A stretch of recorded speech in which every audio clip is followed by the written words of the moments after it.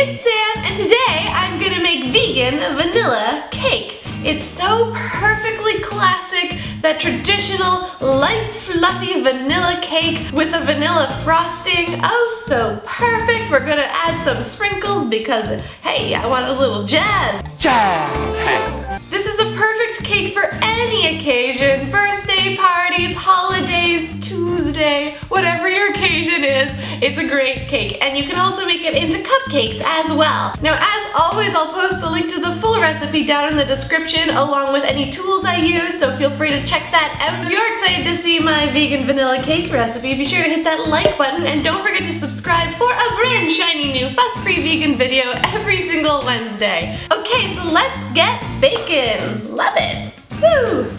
Singing and talking to myself while I set up stuff. Should have done this with the camera off, but I didn't do it.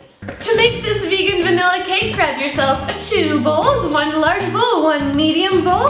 To my large bowl, I'm gonna start with the dry ingredients. So I'm gonna add all-purpose flour, sugar. That's baking powder. Wrong. Needs to be baking soda. I grabbed the wrong one. Very important. Big difference. Baking soda and salt.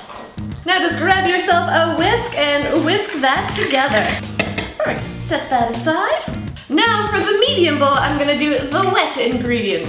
By the way, this is like my most favorite color ever. Isn't it beautiful? I love it. For the wet ingredients, I'm gonna add non-dairy milk.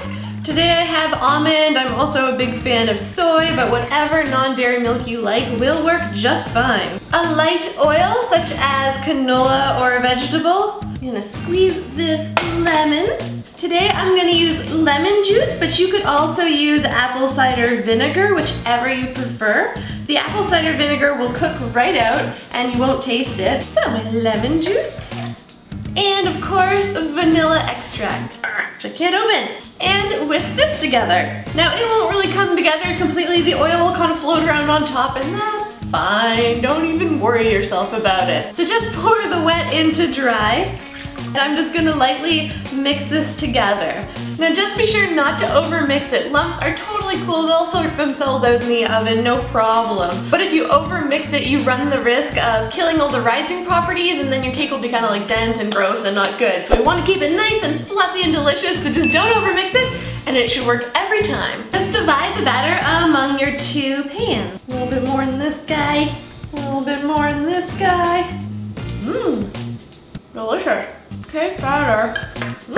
Okay, so now I'm just gonna pop these in the oven to bake until a toothpick inserted into the center comes out clean. Then I'm gonna let them cool, and I'll see you when all of this is cleaned up, the cakes are cooled, and then we're gonna make some frosting and make it a beautiful cake. Yes! Yay! And we're back. I'm back. Okay, my cakes have cooled, and now I am ready to make my whipped vanilla frosting. To my bowl, I'm adding half a cup of vegetable shortening, half a cup of vegan butter, and now I'm gonna add the icing sugar. I know some places call it powdered sugar, confectioner's sugar. For this purpose, it's all the same thing, so whichever one of those you have is perfect. Really covered with powdered sugar, probably not the best day to wear black. I love this hand mixer because it has these little rubber spatula tips, so it means I don't have to stop and scrape the bowl, so it can be pretty handy for that. Oh, I forgot, I need the vanilla too, of course, to make it a vanilla frosting, otherwise it's just gonna taste like sweet. And very slowly start to beat this. You wanna start slow, otherwise it'll explode powdered sugar everywhere. See, it's already exploding. Craziness. Now, it'll probably seem like it's not really gonna come together, but it will. Just give it time. Turn it up a little bit here. So it's come together a bit.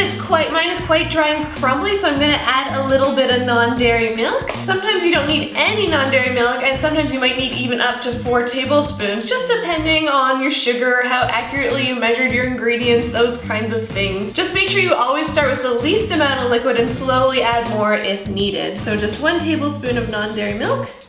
Gonna add that in. Give it another mix. Oh yeah, that made a huge difference already. It took it from crumbly to whipped, just like that.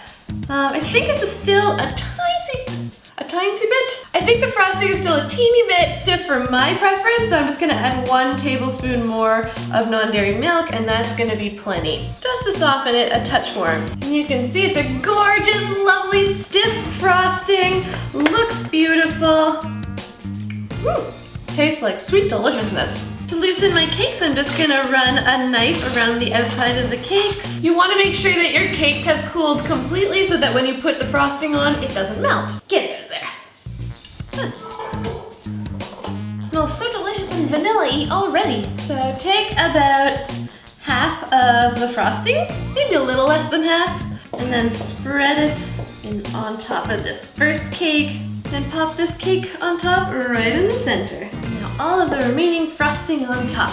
Gorgeous, gorgeous frosting. Love it. All right, looking pretty good, I think. This corner wants to stick out, and I don't want it to stick out. Now for the top, my signature fancy, not fancy at all, cake decorating move. I'll just kind of roughly smooth it out, and then I use the tip of my spatula to do just a little zigzaggy back and forth. There it is, beautiful vanilla cake. I'm so excited. Now I'm a fan of sprinkles and I bought some kind of fancy sprinkles, so I think I'm gonna do some sprinkle action on this cake. Yes, kind of loving it.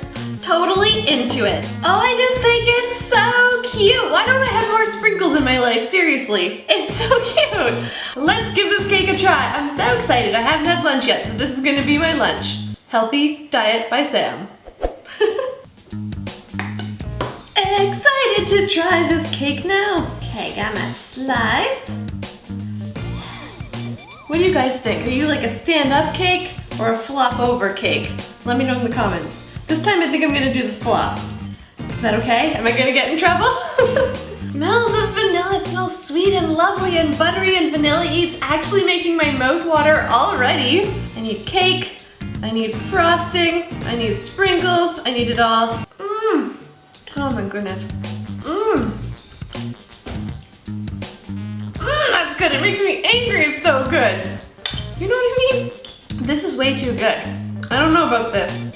You probably shouldn't make it. You might eat the whole cake yourself. It's so great. I love this recipe so much. I actually haven't made this in a long time, and I'm really glad I made it again because I missed it and I didn't even know. It is so fluffy and tender and lovely, but it also manages to be moist all at the same time.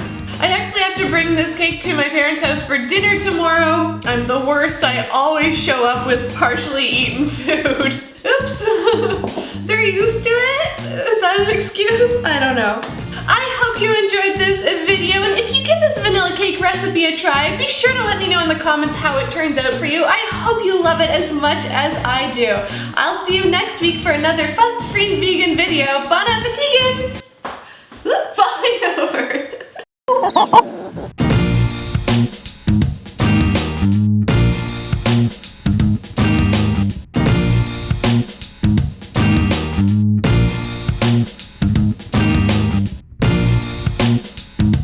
Oh my God.